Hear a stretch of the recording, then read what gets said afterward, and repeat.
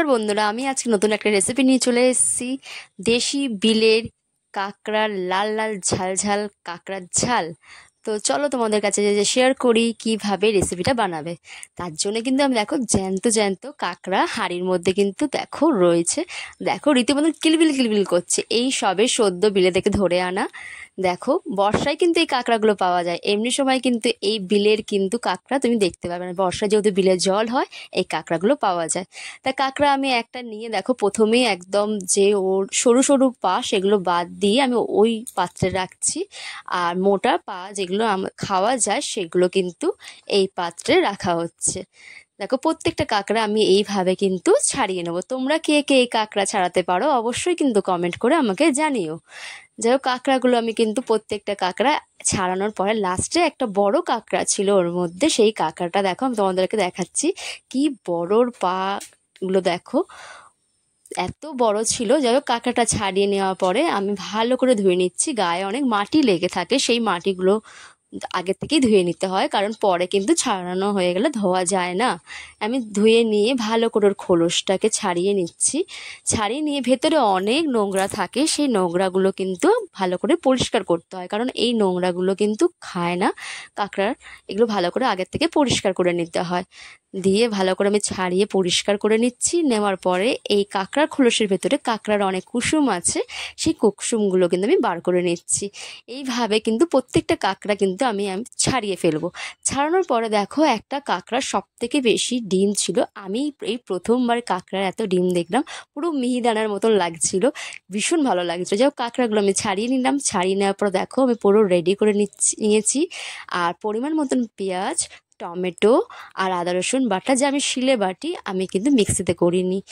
আর আলু এতে আমি দিয়েছি। আলু আপনাদের পছন্দ, আপনারা দিতেই পারেন নাও দিতে পারেন। আমাদের বাড়ির লোক একটু আলু খেতে পছন্দ করে বলে তরকারিতে, তাই আমি একটু আলু কিন্তু এতে অ্যাড করেছি।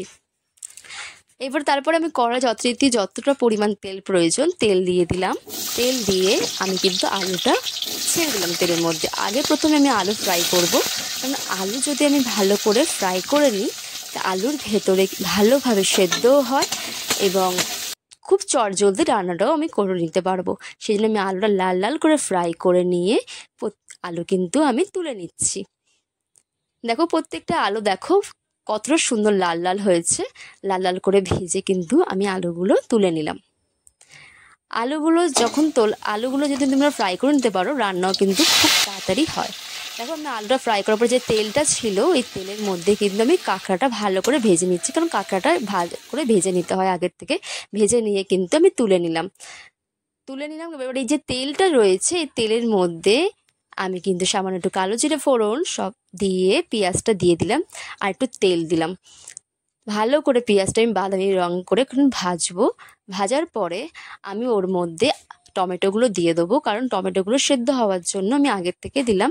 অনেকে কষানোর সময় দেয়, কিন্তু ভালো করে যাতে ম্যাশড হয় তার জন্য কিন্তু আমি তেলের মধ্যে টমেটোগুলো অ্যাড করলাম। তারপরে একে একে হলুদ গুঁড়ো, নুন পরিমাণ মতো, জিরের গুঁড়ো, লঙ্কার গুঁড়ো পরিমাণ, আমি সব মশলা কিন্তু দিয়ে দিলাম একে একে।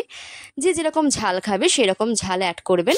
আমি যেরকম আমাদের বাড়িতে যেরকম খাওয়া হয় আমি সেরকম অ্যাড করলাম। দিয়ে সামান্য জল দিলাম, তাতে মশলাটা ভালো করে কষানো হয়। কষানো হওয়ার পরে যে তেল ছেড়ে তারপরে আমি কিন্তু একটু আলুটা অ্যাড করে দিলাম, কারণ আলুটা এমনি ফ্রাই করার পর একটু সেদ্ধ হয়ে গেছিলো, একটু কম সেদ্ধ ছিল, সেই জন্য আমি কষানোর পরে এতে অ্যাড করে দিলাম। দিয়ে ভালো করে কিন্তু আলুটাও আমি কষিয়ে নিচ্ছি এই মশলার সাথে। তারপর ভেজে রাখা কাঁকড়াটাও কিন্তু আমি এতে অ্যাড করে দিলাম। কাঁকড়াটা যত ভালোভাবে নাড়াচাড়া করে দিয়ে যত ভালোভাবে কষানো যাবে, তত কিন্তু কাঁকড়ার ভেতরে মশলা ঢুকবে, আরও খেতে খুব টেস্টিও হবে। এই জন্য কাঁকড়াটা আমি ভালো করে কিন্তু নাড়াচাড়া করে দিচ্ছি যাতে মশলাগুলো যাতে ঢোকে। তারপর আমি একটু জল অ্যাড করলাম একটু কষানোর জন্য। একটু অল্প সামান্য পরিমাণ জল দিয়ে আমি কিন্তু 2 মিনিটের জন্য চাপা দিয়ে দিলাম।